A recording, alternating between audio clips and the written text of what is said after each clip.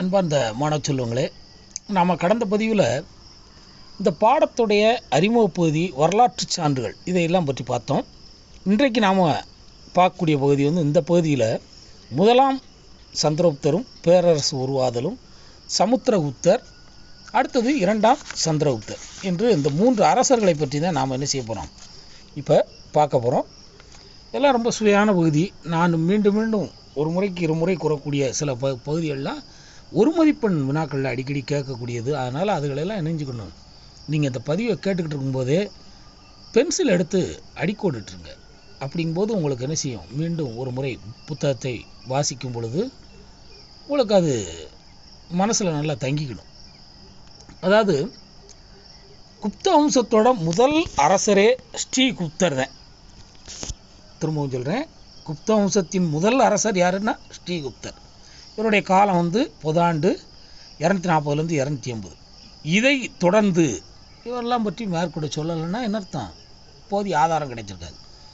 அதுக்கடுத்து அல்லது பெரிய அளவில் இவங்க சாதனை புரிந்திருக்க வாய்ப்பு இல்லை. இவரை தொடர்ந்து இணைஞ்சிருக்காங்கன்னா இவருடைய புதல்வர் கடோத்கஜர் பொதாண்டு 280 319 வரைக்கும் ஆட்சி புரிந்திருக்காரு. இந்த கல்வெட்டுகளில் ஸ்ரீகுப்தர், கடோத்கஜர் ஆகிய 2 பேரையும் பற்றி மகாராஜா என்று குறிப்பிடுறாங்க. அதுக்கப்புறம் என்ன, கடோத்கஜருடைய புதல்வர் முதலாம் சந்திரகுப்தர் வர்றாரு. இவர் பொதாண்டு 319 முதல் 335 வரைக்கும் ஆட்சி வர்றாரு. கிட்டத்தட்ட ஒரு 16 ஆண்டுகள்.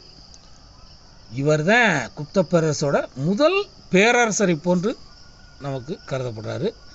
இந்த சந்திரகுப்தர் மகாராஜா, அதிராஜா என்ற பட்டங்களை எல்லாம் ஏற்றுக்கிறாங்க.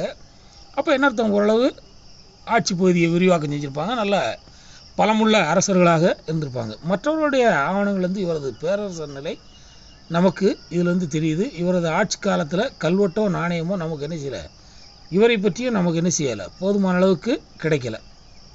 அடுத்தது யாருன்னா சமுத்திரகுப்தர். எப்படி தென்னிந்தியாவில் ராஜராஜன், ராஜேந்திர சோழன் எப்படி ஒரு பிரபலமான அரசர்களோ, அது மாதிரி வட இந்தியாவில் இந்த சமுத்திரகுப்தரை பற்றி நம்ம கண்டிப்பாக படிக்கணும். இந்த சமுத்திரகுப்தர் 2ஆம் நெப்போலியன் என்றெல்லாம், இந்தியாவின் நெப்போலியன் என்றெல்லாம் அழைக்கப்படுறார். அதாவது பொதாண்டு 335 முதலாம் சந்திரகுப்தரினை தன்னுடைய புதல்வர் சமுத்திரகுப்தரை தனது வாரிசாக நியமிக்கிறார்.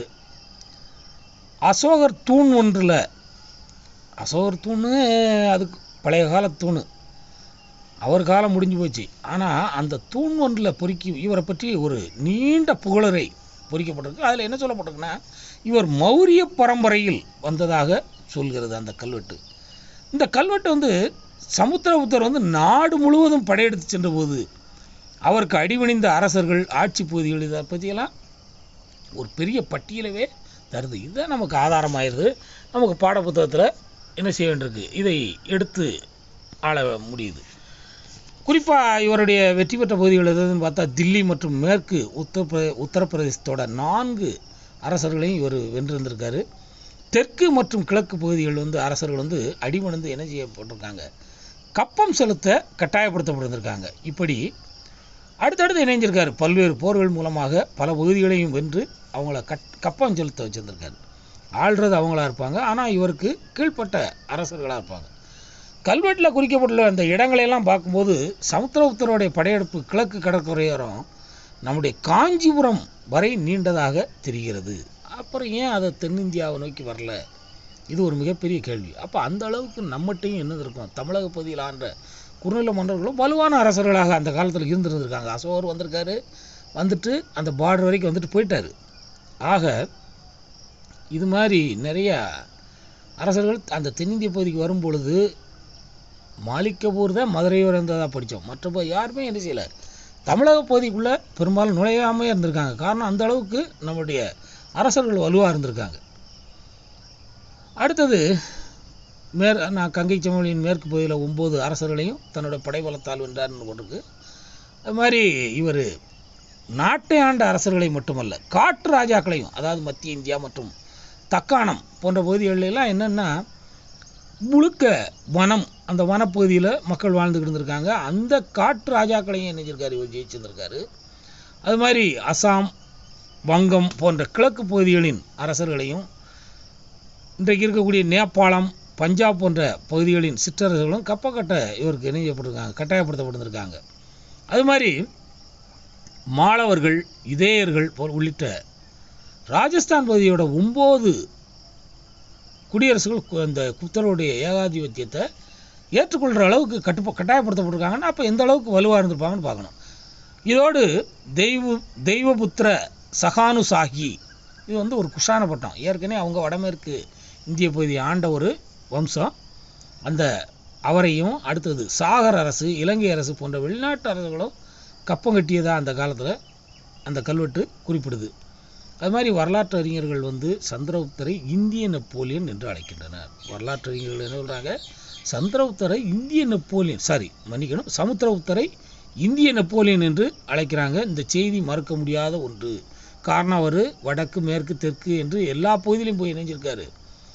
தொடர்ந்து வெற்றிகளை குவித்திருந்திருக்காரு. தென்பகுதி அரசர்கள் கப்பம் இவருடைய ஆட்சி பகுதிகளை பாருங்கள். ஆனால் நமக்கு காஞ்சி வரைக்கும் வந்ததா சொல்லப்பட்டிருக்கு. ஆனால் அது ஒரு கட்டத்தில் இணைஞ்சிருக்கலாம், இவருடைய ஆட்சி பகுதியில் விட்டு விலகி இருந்திருக்கலாம். ஆனால் மற்றபடி குப்த பேரரசு ஓரளவு இணைஞ்சிருக்காங்க. பறந்து விரிந்த வட இந்தியா முழுவதையும், அது மாதிரி இன்றைக்கு இருக்கக்கூடிய பாகிஸ்தான் பெரும்பகுதியும் இணைஞ்சிருந்திருக்கு, இவருடைய ஆளுமைக்குள்ளே இருந்திருக்கு.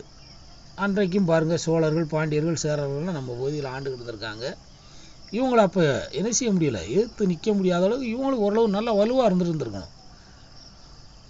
அது மாதிரி வட இந்திய அரசர்கள் குப்த பேரரசோடு இணைக்கப்பட்டிருக்காங்க, கப்பம் கட்டியிருக்காங்க ஒன்று, அல்லது குப்த பேரரசோடு இணைக்கப்பட்டிருக்காங்க.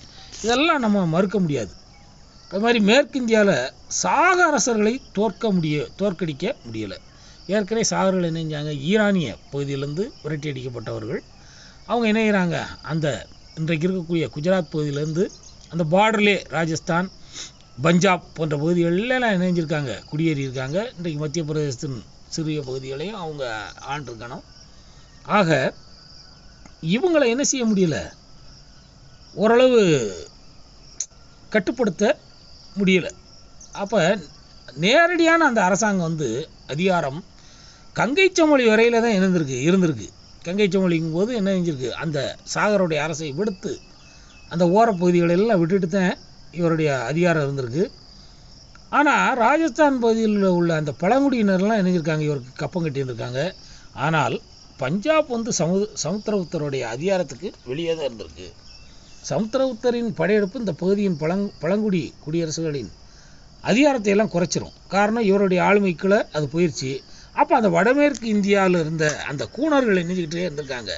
அடிக்கடி இந்த பகுதிகளில் ஊடுருவி தாக்குதல் நடத்திக்கிட்டே இருந்திருக்காங்க. பார்டருங்கும்போது இவரும் என்ன செய்ய முடியாது, தன்னுடைய படைபலத்தை முழுமையாக அங்கே கொண்டு போய் நிறுத்த முடியாத ஒரு சூழல் இருந்திருக்கும்.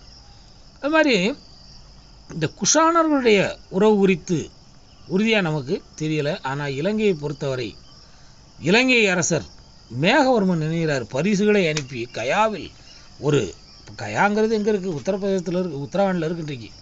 அப்போ அந்த பகுதியில் போய் ஒரு பௌத்த மடம் கட்ட அனுமதி வர்றாருன்னா என்னத்தம், அன்றைக்கு கடல் வழியே போய் என்ன செஞ்சுருக்கணும், இலங்கையையும் கைப்பற்றி இருந்திருக்கணும். அப்போ கிட்டத்தட்ட இவருடைய ஆட்சி காலம் 40 ஆண்டு நீடிக்குது. அதனால் இவர் இணைகிறார், படையெடுப்புகளை நல்லா திட்டமிட்டு நடத்தி அதில் வெற்றியை பெறுவதற்கு உண்டான கால அவகாசம் அவருக்கு கிடைக்கும். அதை இவர் நிரூபிக்கிறதுக்கு என்ன செய்கிறாரு, தன்னுடைய இராணுவ வெற்றிகளை பிரகடனம் செய்யவும் அவர் இணைகிறாரு, அஸ்வமேத யாகம் நடத்துகிறார். அஸ்வமேத யாகம்னா என்னென்னு முதல்ல நம்ம தெரிஞ்சுக்கணும். இவருடைய பட்டத்து குதிரையை இணைவாங்க, இவருடைய ஆளுமைக்கள் உள்ள பகுதிகளுக்கெல்லாம் என்ன செய்வாங்க, வலம் வர வைப்பாங்க. அப்படி வலம் வரும்பொழுது எந்த அரசன் எதிர்க்கிறாரோ அவர் இவரோட சண்டை விட்டு ஜெயிக்க வேண்டிய ஒரு கட்டாயத்துக்கு ஆளாக நேரிடும். அப்போ எந்த பகுதிகளெல்லாம் தடை இல்லாமல் போகுதோ அந்த பகுதி எல்லாமே இவருடைய கட்டுப்பாட்டுக்களை வந்துடும். அடுத்தது சமுத்திரகுப்தர் இணைகிறார், அறிஞர்களையும் ஹரிசேனர் போன்ற கவிஞர்களையும் இணைகிறார், ஆதரிக்கிறார். இந்த இடத்துல ஹரிசேனரை கவிஞர்னு போட்டிருக்காங்க, ஆனால் அடுத்து இணைஞ்சிருப்பாங்க புலவர்னு போட்டிருப்பாங்க, நல்லா கவனிச்சுக்கணும். அப்போ இதன் மூலம் என்ன செய்கிறாரு, சமஸ்கிருத இலக்கியத்தை வளர்ப்பதில் பங்காற்றுறாரு. வைணவத்தை அவர் தீவிரமாக பின்பற்றினார் என்றாலும் வசுபந்து போன்ற மாபெரும் பௌத்த அறிஞரையும் ஆதரிக்கிறாரு. அப்போ வசுபந்துங்கிறவர் யார், பௌத்த அறிஞர், நல்லா கவனிச்சுக்கணும். வீணை வாசிக்கக்கூடிய சமுத்திரகுப்தர் அவருடைய நாணயங்களை பார்த்துக்குங்க, பூரா பொற்காசு போன்று இருக்குது. அது மாதிரி கவிதை இசைப்பிரியரான இவருக்கு கவிராஜா என்ற பட்டம் வழங்கப்படுகிறது. குப்தர் நாணயங்கள் அவர் வீணை வாசிப்பது போன்ற சின்னமும் பொறிக்கப்பட்டிருக்கு. அப்போ அந்த அளவுக்கு ரொம்ப இசையில் நாட்டம் கொண்டவராக இருந்திருக்காரு. அப்புறம் என்ன, சமுத்திரகுப்தரை பார்த்தோம். அடுத்தது அவருடைய பையன் 2ஆம் சந்திரகுப்தர். இவர் யாருன்னா சமுத்திரகுப்தருடைய மகன். தாத்தா வேற பேரனுக்கு வைக்கிற வழக்கம் உண்டு நம்மகிட்ட. அப்போ அந்த மாதிரி அரசர் இவர் பொது ஆண்டு 375 415 வரைக்கும் 40 ஆண்டுகள் ஆட்சி புரிகிறாரு. தனது சகோதரரான ராமகுப்தரோட 370 370 ஒரு 5 வருஷம் வாரிசு உரிமைக்கு போராடி ஆட்சிக்கு வந்தார். 5 வயசில் அண்ணன் தம்பி, 10 வயசான பங்காளி, அந்த கதை தான். அப்புறம் என்ன, 15 வயசு ஆனால் அடிச்சுட்டு மண்டையை உடைக்க வேண்டியதான். இப்படி தான் நடக்கும் போல். அந்த காலத்துலேருந்து இது விதிவிலக்கு இல்லை போல். ஆக விக்ரமாதித்தன் என்றும் இவர் என்ன செய்யப்படுறாரு, அழைக்கப்படுறாரு. அப்போ இந்த 2ஆம் சந்திரகுப்தர் இணைகிறார். பாடலிபுத்திரத்தை தலைநகராக கொண்டு தன்னுடைய எல்லைகளை என்ன செய்கிறாரு, போர்கள் திருமண உறவுகள் மூலம் என்ன செய்கிறாரு, படிப்படியாக விரிவுபடுத்திக்கிட்டே வர்றாரு. இராணுவ முக்கியத்துவம் வாய்ந்த தக்கான பகுதியை ஆண்ட வாகடக இளவரசருக்கு தன் மகள் பிரபாவதியை திருமணம் செய்து கொடுக்குறார். அந்த காலத்தில் வட இந்தியாவிலேருந்து தக்கான பகுதிக்கு வரணும்னா மலைகளை கடந்து தான் வரணும், இந்திய சாத்புரா மலைகளை கடந்து. அப்போ இந்த பகுதியை என்ன செய்ய முடியாது, கட்டுப்படுத்த முடியாது. அப்போ அதுக்கு என்ன செஞ்சிடறது, அங்கே உள்ள ஒருவரையே தனது மருமகன் ஆக்கியாச்சுன்னா அந்த பகுதி இவங்களுடைய மறைமுக கட்டுப்பாட்டு கீழே போன மாதிரி ஆயிடும். இதெல்லாம் ரொம்ப ராஜதந்திரம். ஆக இவர் மேற்கிந்திய அரசுகள் மீதான படையெடுப்பின் போதும் இணைஞ்சார். இதே மாதிரி உத்தியை கடைபிடிக்கிறாரு. ஏன்னா காரணம், அந்த பகுதிகளையும் போய் இவர் இணைய முடியாது, நேரடியாக ஆட்சி புரிய முடியாது. இவருடைய படைபலமும் நிறையா கொண்டு போய் நிப்பாட்டும் பொழுது அந்த பொருளாதார ரீதியாக பலவீனம் அடைஞ்சிடும். ஆக இங்கே என்ன செய்கிறாரு, திருமண உறவுகள் மூலமாக கூடுதல் பலம் அளிக்கிறாரு. அடுத்தது மேற்கு மாலவும் குஜராத் ஆகிய பகுதிகளை 400 ஆண்டுகளாக ஆட்சி செய்து வந்த சாகர அரசர்களை இப்படையெடுப்பு மூலம் 2ஆம் சந்திரகுப்தர் தான் வெல்றாரு. சாகர அரசர்கள் இவங்க அப்பா இவங்க தாத்தா காலத்தில் கூட ஜெயிக்க முடியலை. ஆனால் இவர் நெஞ்சிறாரு, ஓரளவு வெற்றி பெற்றுறாரு. அடுத்தது ஓரளவு வணிகத்திலையும் இவர் இணைஞ்சிருக்கார். ரோமானிய பேரரசோட ரொம்ப நல்ல ஒரு நெருக்கம் வச்சுருந்ததுனால இவருடைய வளம் என்ன செய்யுது, பெருகுது. கிழக்கு மற்றும் மேற்கிந்தியாவை வென்ற பின்னர் 2ஆம் சந்திரகுப்தர் இணைகிறார். ஹூனர், காம்போஜர், கிராதர் போன்ற வடநாட்டு அரசர்களையெல்லாம் வெல்றாரு. அவர் மிகப்பெரிய வெற்றி வீரராக மட்டும் திகழலை, சிறந்த நிர்வாகியாகவும் திகழ்கிறார். அதாவது சம்பாத்தியம் பண்ணுறது முக்கியம் இல்லை, அந்த சம்பாத்தியத்தை காப்பாற்ற தெரிஞ்சிருக்கணும் அது அப்படின்னு சொல்லுவாங்க. அதுபோல் இவர் இணைகிறாரு. வெற்றி பெற்று மட்டும் இல்லை, அந்த பகுதியை ஆள்வதிலும் ரொம்ப கவனம் செலுத்துகிறாரு. விக்ரமன், தேவகுப்தன், தேவராஜன், சிம்ஹ விக்ரமன், விக்ரமாதித்யன், சகாரி, இதெல்லாம் இவருடைய வேறு பேர்கள். இதெல்லாம் இவர் பொறித்த நாணயங்களில் குறிப்பிடப்பட்டிருக்கு. அது மாதிரி கலை, இலக்கியம், அறிவியல் ஆகிய துறைகளெல்லாம் சிறந்து விளங்கிய நவரத்னங்கள் அந்த காலகட்டத்தில் தான் வாழ்ந்தாங்க என்ற 9 அறிஞர்கள் இவருடைய அவையில் இருக்காங்க. இவர்களில் மாபெரும் சமஸ்கிருத கவிஞர் காளிதாசர். சமஸ்கிருத கவிஞர் யார், காளிதாசர். அது மாதிரி சமஸ்கிருத புலவர் யார், கரிசேனர். அகராதியை உருவாக்கிய அமரசிம்மர். அகராதி அந்த காலகட்டத்திலே சமஸ்கிருத அகராதியை உருவாக்கியிருந்தாங்க. ஆனால் நமக்கு அதுக்கு முன்னாலே 12 காலத்துக்கு முன்னாலே தமிழில் அந்த மாதிரி இதெல்லாம் படைக்கப்பட்டுருச்சு. அடுத்தது மருத்துவர் தன்வந்திரி. மருத்துவர் பேர் என்னவர், தன்வந்திரி. இதெல்லாம் அடிக்கோடு போட்டுக்கணும். இதெல்லாம் பொறுத்துகளில் 1 மார்க் கேள்வியாக கேட்பாங்க. அடுத்தது இவர் ஆட்சி காலத்தில் தான் பாகியான் என்ற பௌத்த அறிஞர் சீனாவிலேருந்து இந்தியாவுக்கு வந்தார். அந்த காலத்துலையெல்லாம் இவங்கள்லாம் இப்படி நம்மளை பற்றிய பெருமைகளை பதிவு செய்கிறதுக்காகவும் நம்மளுடைய வாழ்க்கை முறை தெரிஞ்சுக்கிறதுக்காக வந்தாங்க. இன்றைக்கு செய்தியை படித்து பார்த்தேன், இவங்க இணைஞ்சிக்கிட்டு இருக்காங்க, வட்டி கொடுக்குறதுக்கு வந்திருக்கேன். பெங்களூரில் இவங்கெல்லாம் கைது செய்யப்பட்டிருக்காங்க. ஆக வெள்ளி நாணயங்களை வெளியிட்ட முதல் குப்த அரசரே 2ஆம் சந்திரகுப்தர் தான். இதையும் நல்லா கவனமாக வச்சுக்கணும். வெள்ளி நாணயங்களை வெளியிட்ட முதல் குப்த அரசர் யாருன்னா 2ஆம் சந்திரகுப்தர் தான். இவர் ஆட்சி காலத்தில் தான் பேரரசின் விரிவாக்கம் உச்சகட்டத்தை எட்டுது. இது ரொம்ப பெருமைக்குரிய விஷயம். அடுத்தது 2ஆம் சந்திரகுப்தருக்கு பின்னால் அவருடைய புதல்வர் 1ஆம் குமாரகுப்தர் ஆட்சி செய்கிறாரு. நல்லா கொஞ்சிக்கணும், இந்த குமாரகுப்தரும் வரலாற்று ஒரு முக்கியத்துவம் வாய்ந்தவர். ஏன்னா அந்த காலகட்டத்திலேயே நாலந்தா பல்கலைக்கழகத்தை ஒரு தோற்றுவிச்சு வந்திருக்காரு. ஆக குமாரகுப்தர் தான் நாலந்தா பல்கலைக்கழகத்தை தோற்றுவிச்சவர். இவர் வந்து சக்கராதித்யர் என்றும் அழைக்கப்படுறாரு. அது மாதிரி இன்னொரு விஷயத்தையும் நம்ம ரொம்ப முக்கியமாக பார்த்துக்கணும். குப்த வம்சத்தின் கடைசி பேரரசர் யாருன்னா ஸ்கந்தகுப்தர். இவர் வந்து முதலாம் குமாரகுப்தருடைய புதல்வர். இந்த முதலாம் இரண்டாம்ங்கிறதெல்லாம் எதுக்காக சொல்லப்படுறதுன்னா வரலாற்றில் அந்த நம்ம பிழை இல்லாமல் அவர்களுடைய சாதனைகளை பற்றி படித்துக்கிறதுக்காக.